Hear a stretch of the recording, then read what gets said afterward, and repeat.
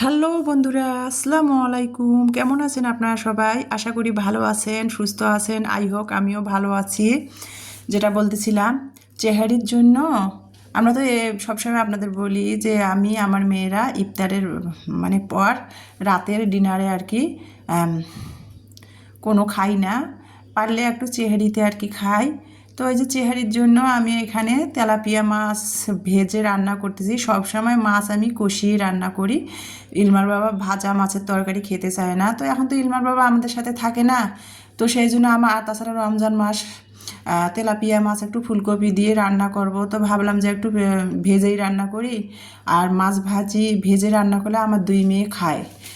আর যদি কষিয়ে রান্না করি খায় ঠিকই, একেবারে যে খায় না তা না, কষিয়ে রান্না করলে ফালায় ছাড়াই খায় আর কি। তো সেই জন্য ভাবলাম যে রমজান মাস আর কি সারাদিন রোজা থাকবে, চেহারিতে যদি একটু মাছ দিয়ে ভাত খায়ও, যদিও ওরা খায় না, দুধ ভাত খায়, তো ভেজে রান্না করি, যদি খায় খাবে এক টুকরা মাছ দিয়ে ভাত।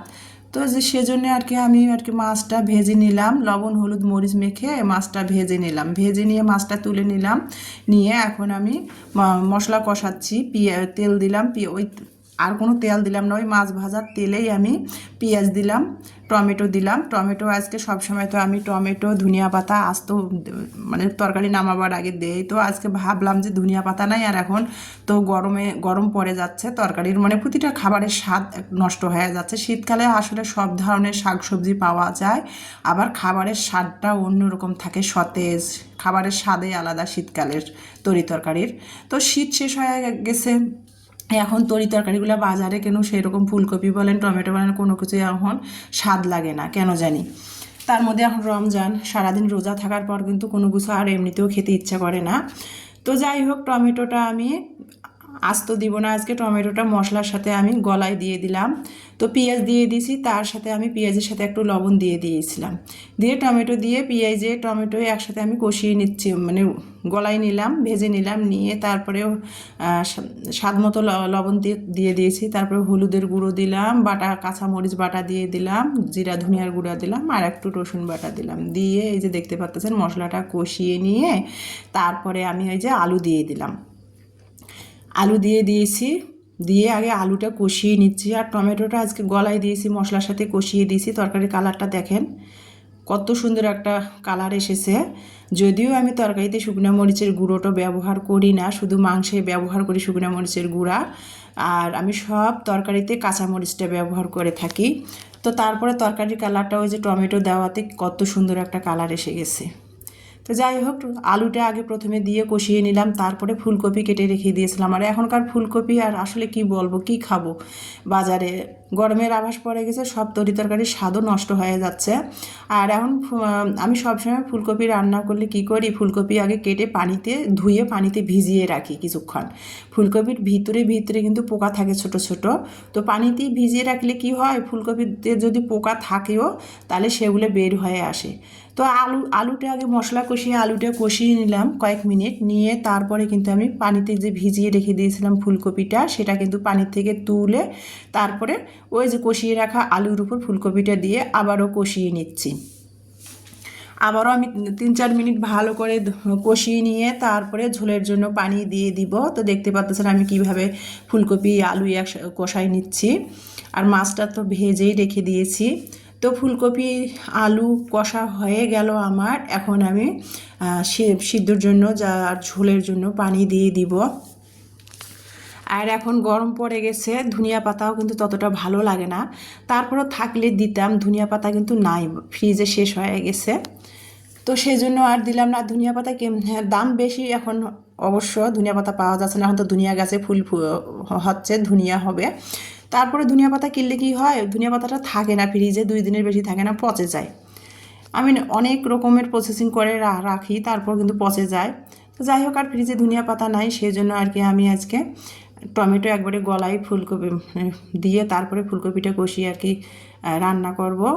তো দেখতে পাচ্ছেন ফুলকপিতে কিন্তু আমি পানি দিয়েছিলাম, সিদ্ধ হয়ে গেছে প্রায়, পানি সিদ্ধ প্রায় হয়ে গেছে। এখন আমি যে ভেজে রাখা মাছটা সেটা কিন্তু আমি দিয়ে দিলাম, দিয়ে এই যে দেখতে পাচ্ছেন ঢাকনা দিয়ে দিলাম, দিয়ে কিন্তু অপর সাইডে কিন্তু আমি এখানে মানে ইফতারের সময় যে রান্না করা হয়েছিল, ভাজা পোড়া করা হয়েছিল যেগুলো ম্যাজিক চুলাতে, সেগুলো কিন্তু কি হয়েছে, ওই যে ভাজা পোড়া করলে তেল পরে চুলা নষ্ট হয়ে যায়, ছড়ায় ছিটায় যায়। আর আমি যে ভাজা পোড়া করি লোহার একটা ছোট্ট কড়াইতে, ছোটো কড়াই তো একসাথে বেশি করে ভাজা পোড়া করতে গেলে একসাথে বড়া পেঁয়াজও বেশি করে দিলে তেল ছিটকে ছিটকে পড়ে আর কি। তো সেটাই আর কি আমি পুরান একটা ন্যাকড়া ছিঁড়ে নিয়ে আমি সেগুলো পরিষ্কার করে নিচ্ছিলাম।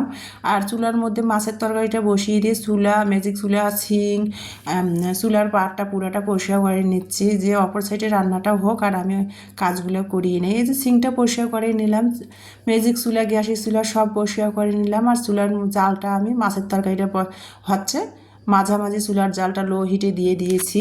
আস্তে আস্তে এখন যেহেতু ফুলকপি পূরণ হয়ে যাচ্ছে, আস্তে আস্তে ভাবলাম যে এই যে দেখেন চুলার জালটা এগুলো লো হিটে দিয়েছি, ফুলকপির তরকারিটা আস্তে আস্তে সিদ্ধ হবে। আর যে ঝোলটা দিছি ওই ঝোলে তরকারিটা হয়ে যাবে। তো এই যে রান্নাঘরটা গুছিয়ে নিলাম, সিং চুলা ম্যাজিক চুলা সব পরিষ্কার করে, সিংটা পরিষ্কার করে রান্নাঘরটা ক্লিন করলাম, করে তারপরে এই যে এখন চুলার জালটা যে লো হিটে দিয়ে আমি তরকারিটা রান্না করে নিচ্ছিলাম। এখন একটু লবণ দেখে তারপরে আমি উপরে ভাজা জিরার গুঁড়া দেবো। ওই যে বললাম ধনিয়া পাতা শেষ হয়ে গেছে, তো গরমের সময় যখন ধনিয়া পাতার সিজন থাকে না তখন কিন্তু আমি তরকারিতে ভাজা জিরার গুঁড়াটা ব্যবহার করে থাকি। তো এই যে ফ্লেভার ও স্বাদের জন্য আমি ভাজা একটু সামান্য পরিমাণ জিরার গুঁড়া ছড়াই দিলাম তরকারির উপরে, দিয়ে এখন তরকারিটা আমি নামিয়ে নিব, চুলার জালটা বন্ধ করে দিব। তো সেটাই আর কি আপনাদের সাথে শেয়ার করে দিচ্ছিলাম। তো তরকারিটা আমার অলরেডি হয়ে গেল, চুলার জালটা বন্ধ করে দিলাম, দিয়ে এখন টেবিলে পরিবেশন করে দিব। আজকে আমার চেহারিতে, সন্ধ্যা রাতে তো খাবো না, চেহারিতে আর কি ফুলকপি দিয়ে তেলাপিয়া মাছের ঝোল করেছি। তো সেটাই আর কি আপনাদের সাথে শেয়ার করে দিচ্ছিলাম। এই যে আর মেয়েদের জন্য দুই মেয়ের জন্য তো গরুর দুধ জাল করে নিয়েছি, টেবিলে কলা রয়েছে, আমার দুই মেয়ে তো চেহারিতে দুধ ভাত খাবে কলা দিয়ে। আর এই যে আমি খাবো ফুলকপি দিয়ে মাছের ঝোল করেছি সেটা। আর এই যে কচু শাক, এটা বাড়িওয়ালা ভাই এদের কাজের খালা ছাদের মধ্যে চুলায় বাড়িওয়ালা ভাইদের জন্য রান্না করেছে, তো সেটাই আমার দুই মেয়েকে দিয়েছিল। তো আমার দুই মেয়ে তো আর খাবে না, আর ইমানি চুলার রান্না পছন্দ করে, তো ওরা খাবে না। তো এখন দেখুন ওটা তো চেহারিতে হয়ে গেছে, চেহারি খাওয়া শেষ। তো এখন বাজে 5টা 51, মানে চেহারি খেয়ে নামাজ পড়ে, ফজরের নামাজ পড়ে কিন্তু এখন একটু ভাবলাম যে শুভ, ততক্ষণ চারিদিকে সূর্য উঠলে তো 8টার দিকে না হয় 7:30, মানে 8টা 9টার দিকে আর কি উঠবো ঘুম থেকে। তো ফজরের নামাজটা পরে নিয়ে আমি চলে আসলাম রান্নাঘরে, ইমানি ইলমা দুইজনে নামাজ পড়ে ঘুমাতে গেল। আর আমি এই যে রান্নাঘরে চলে আসলাম চেহারি খাওয়ার পর, ফজরের নামাজ আদায় করে রান্নাঘরে চলে আসলাম, একটু ছোলা ভিজিয়ে রেখে দিলাম, দেখতেই পাচ্ছেন আপনারা। তো ছোলাটা ভিজিয়ে রাখলাম, রেখে তারপরে আমি একটু আবার চিংড়ি খেয়েছি, নামাজ পড়েছি, একটু শুয়ে থাকবো, কি করব আর এত সকালে 5টা 51 বাজে। তো এত ফজরে আমি কি করব, আমি এখন ছোলাটা ভিজিয়ে দিলাম, ছোলা ভিজিয়ে দিয়ে এখন আমিও একটু শুইতে যাব, 9টা পর্যন্ত একটু ঘুমাবো, 8টা 8:30 9টা পর্যন্ত। তো ছোলাটা ভিজিয়ে রাখলাম, রেখে একটু জালি দিয়ে ঢেকে রাখলাম, যদি কোনো রকমের ময়লা বা টিকটিকি পড়ে সেই জন্য ঢেকে রাখলাম সিংয়ের পাশে রেখে। কিন্তু আমি ঘুমিয়ে পড়ছিলাম। তারপরে ঘুম থেকে উঠেছি আমি 9:30 বেজে, 9:30 বেজে ঘুম থেকে উঠেছি। এর মধ্যে কিন্তু ইমানি কিন্তু পরীক্ষা দিতে গেছে, প্রস্তুতি ব্যাচে ইন্টারের পরীক্ষা দিচ্ছে। ও 7:30টার দিকে পরীক্ষা দিতে গেছে, ও চলে যাওয়ার পর রেডি হয়ে চলে গেছে। তারপরে আমি দরজা লাগাই দিয়ে আবারও একটু শুয়েছিলাম, যদিও ঘুমাইনি, একটু শুয়েছিলাম। তারপরে উঠলাম 9:30 বেজে, উঠে এই যে দেখেন রান্নাঘরে চলে আসলাম। অফ ক্যামেরাতে কিন্তু আমি অন্যান্য সকালের কাজগুলো গুছিয়ে নিয়েছি A to Z। তো আপনাদের সাথে ভিডিও শেয়ার করলে ভিডিও অনেক লং হয়ে যায়, সেই জন্য যতখানি ভালো লাগে চেষ্টা করি শেয়ার করার জন্য আপনাদের সাথে, আর যেটা পারি না সেটা তো পারিই না। তো চলে আসলাম রান্নাঘরে, এই যে দেখতে পাচ্ছেন আমি কিন্তু এই যে ফুল আমি এখানে কাটিং করেছিলাম, ফুল বলতে সরি মালি প্লান্ট আর কি কাটিং করেছিলাম, ইলমার স্কুল থেকে একটা নিয়ে আসছিলাম মালি প্লান্ট। তো কাটিং করেছিলাম, একটা ছোট্ট একটা পাতা নিয়ে আসছিলাম, সেই পাতা থেকে অনেকগুলো কুশি গজিয়েছে, শিকড় বের হয়ে গেছে। আমি কিন্তু একটা কাচের বয়মে পানি দিয়ে পাথর দিয়ে কিন্তু আমি সুন্দর করে রাখিয়ে দিয়েছিলাম। তো সেগুলো আমি আর কি আবার অনেকগুলো শিকড় বের হয়ে গেছে, সেগুলো কাটিং করে ছোট্ট একটু টবের মধ্যে মাটি দিয়ে কিছু লাগিয়ে দিলাম, লাগিয়ে দিয়ে বারান্দায় রেখে দিলাম। আর গতকালকে যে হোয়াইট ড্রাপের উপরের কাপড় চোপড়গুলো ধুয়েছিলাম সেগুলো বারান্দায় নেড়ে দিয়েছিলাম, শুকিয়ে গেছে। তো সেটা এনে আমি হোয়াইট ড্রাপের উপরটা আবারও আজকে ভালো করে মুছে নিলাম। ইমানের রুমটা ভালো করে ফার্নিচারগুলো মুছে হোয়াইট ড্রাপের উপর বারান্দা থেকে কাপড়গুলো এনে আমি বিছাই দিলাম। এই যে দেখতে পাচ্ছেন বিছাই দিয়ে আমি ওই যে হাতে বানা যে চুড়ির শোপিসটা, চুড়ি রাখার শোপিসটা বানিয়েছি আমি, সেটা রেখে দিলাম। আর নামাজের বইটা ইমানি সবসময় নামাজ পড়ে, দোয়া দরব নামাজের বইটা দেখে দেখে পড়ে, সেটা রেখে দিলাম।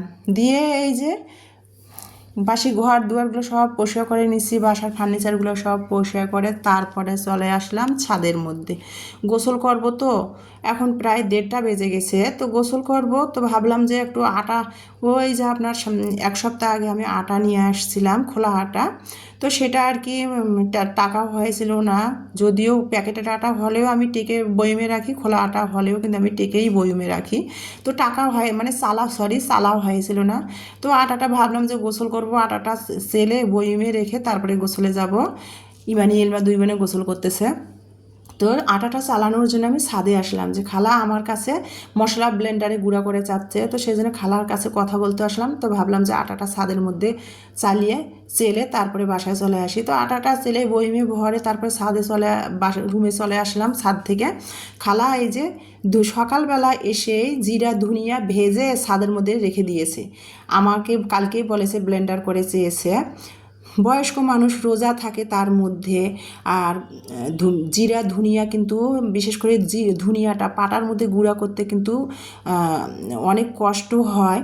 সেই জন্য খালা কালকে থেকে বলতেছে আমাকে ব্লেন্ডারে মশলাটা একটু গুঁড়া করে দিতে। তো খালা ভেজে রেডি করে রেখে দিয়েছিল, আমি মুরব্বি মানুষ বলতেছে আমি আমার ব্লেন্ডারে এনে তার জিরা ধনিয়াটা ব্লেন্ড করে দিলাম, দিয়ে ইলমার হাতে পাঠিয়ে দিলাম ছাদে। তারপরে কিন্তু আমি অফ ক্যামেরাতে গোসল করে নামাজ পড়ে আর তারপরে এই যে 3টা বাজে এখন রান্নাঘরে চলে আসলাম। ওই যে ছোলা ভিজিয়ে রাখছিলাম, ছোলাটা ধুয়ে নিলাম। 2টা ছোটো ছোটো করে দেশি গোল আলু, যেহেতু ছোটো ছোটো করে মানে 2টা গোল আলু কেটে দিয়েছি ছোলার সাথে দিয়ে একসাথে ধুয়ে তারপরে গামলার মধ্যেই নিয়ে নিলাম, একটা ছোটো গামলার মধ্যে নিয়ে স্বাদ মতো লবণ দিয়েছি, হলুদ গুঁড়ো, সামান্য একটু মরিচ গুঁড়ো, যেহেতু কাঁচামরিচ চিড়ে দিয়েছি, পেঁয়াজ কুচিয়ে দিয়েছি, আদা রসুন বাটা দিয়েছি, জিরা ধনিয়ার গুঁড়া দিয়েছি, দিয়ে গরম মশলা দিয়েছি। দিয়ে কিন্তু আমি এই যে দেখতে পাচ্ছেন আমি হাতের সাহায্যে তেল দিয়ে ভালো করে মেখে প্রেশার কুকারে দিয়ে দিলাম। দিয়ে এই যে গামলাটা ধুয়ে একটু পানি দিয়ে দিচ্ছি, দিয়ে পরিমাণ মতো সিদ্ধর জন্য পানি দিয়ে প্রেশার কুকারের ঢাকনাটা লাগাই দিয়ে চুলার মধ্যে বসিয়ে দিব। আর যেটা বলতেছিলাম, এক হাত দিয়ে কিন্তু মোবাইল ধরে ভিডিও করে আপনাদের সাথে শেয়ার করা আর কাজ করা কিন্তু খুব টাফ হয়ে যায়। আর আমার মেয়েরা ভিডিওর জন্য আর কি বলবো, ওদের কোনো কিছু বলতে পারি না। বড় মেয়ে ইন্টার ফাইনাল পরীক্ষা দিবে, প্রস্তুতি ব্যাস করতেছে, আর প্রস্তুতি ব্যাসে একদিন পর পরীক্ষাগুলো হচ্ছে। আর ছোটো মেয়ে ইলমা, ও 6-এ পড়ে, ওর মাস্টার আসে, প্রাইভেটের পড়া থাকে, কোচিংয়ের পড়া থাকে, ওগুলো পড়ে। ওকেও আর আমি কোনো চাপ দিই না যে আসো আমার ক্যামেরাটা ধরো তো আমি ভিডিও করে দাও, তো বলার সাহস পাই না। আগে তো পড়ালেখা, তারপরে তো আমার অন্য কিছু, তাই না? এই জন্য মেয়েদের কিছু বলি না। আমার যতখানি আমি একা পাই আপনাদের সাথে আমার ভালো লাগাগুলো শেয়ার করার চেষ্টা করি, আর যেটা না পারি সেটা তো নাই পারি। তো এই যে প্রেশার কুকারে কিন্তু অলরেডি আমার হয়ে গেছে, ছোলাটা সিজ দিচ্ছিলো। আর এদিকে কিন্তু আমি পেঁয়াজটাও ভেজে নিয়েছিলাম। ইমানি তারপরে চলে আসলো রান্নাঘরে, ও বলতেছিল কি স্যুপ খাবে, বাঁধাকপি দিয়ে স্যুপ বানিয়ে খাবে। তো বাঁধাকপি দিয়ে ইমানি স্যুপ বানাচ্ছিল। স্যুপ তো সবাই কম বেশি বানাতে পারে, আর আমি কি বলবো ব্যাখ্যা করে। তো ইমানি গ্যাসের পাশের চুলাতে স্যুপ বানাচ্ছিল, আর আমি প্রেশার কুকারে যে ছোলাটা সিদ্ধ দিয়েছি, ছোলাটা সিদ্ধ হয়ে গেছে। দেখেন কত সুন্দর ছোলার কালারটা হয়েছে। হাতের সাহায্যে আমি মেখে চেখে, আমি কিন্তু সবসময় ছোলা সব কিছু মশলা দিয়ে হাতের সাহায্যে মেখে চেখে কিন্তু একবারে বসিয়ে দেই। আর ছোলা কাঁচামরিচ দিয়ে করেছি, দেখেন ছোলার কালারটা আমার কত সুন্দর এসেছে। আমি এইভাবেই সবসময় ছোলা তৈরি করি। ছোলা কিন্তু কখনো সিদ্ধ করে আমি পানি ফালাই দিয়ে ছোলার তারপরে ছোলা পরে আমি ভাজি করি না, আমি একেবারে সব কিছু মশলা দিয়ে হাতের সাহায্যে মেখে ছোলা সিদ্ধ করে নিই। তো যাই হোক, বড়া ভাজা হলো, ছোলা হলো, স্যুপ বাঁধাকপি দিয়ে ইমানি স্যুপ বানিয়েছে সেটা হলো। এই যে সব কিছু টেবিলে রেডি করে দিছি। একটু পেয়ারা কেটে নিয়েছি ফাল্টি করে, আঙ্গুর ধুয়ে দিছি, কলা। তো আমি মানে খেজুর দিয়ে রোজাটা ভেঙে শরবত খেয়ে নিয়েছি, নিয়ে ইমানি বারবার রিকোয়েস্ট করতেছিল স্যুপটা খাওয়ার জন্য। রোজা নিয়ে বানিয়েছে তো বলছে যে আম্মু একটু খেয়ে দেখো কেমন হয়েছে। তো সেটাই স্যুপটা খাচ্ছি আর আপনাদের সাথে শেয়ার করতেছিলাম। অসম্ভব মজা হয়েছে, বাঁধাকপি দিয়ে স্যুপ বানিয়েছে, ভেজিটেবল স্যুপ।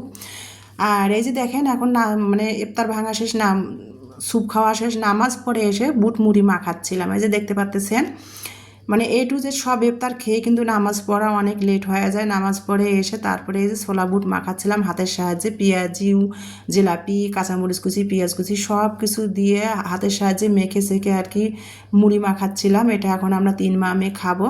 তো খেতে খেতে আর কি ভিডিওটা আপনাদের মাঝ থেকে এখানে বিদায় নিব। সবার সুস্বাস্থ্য কামনা রেখে বিদায় নিব। সবাই ভালো থাকবেন, সুস্থ থাকবেন, আমার পরিবারের সাথে থাকবেন।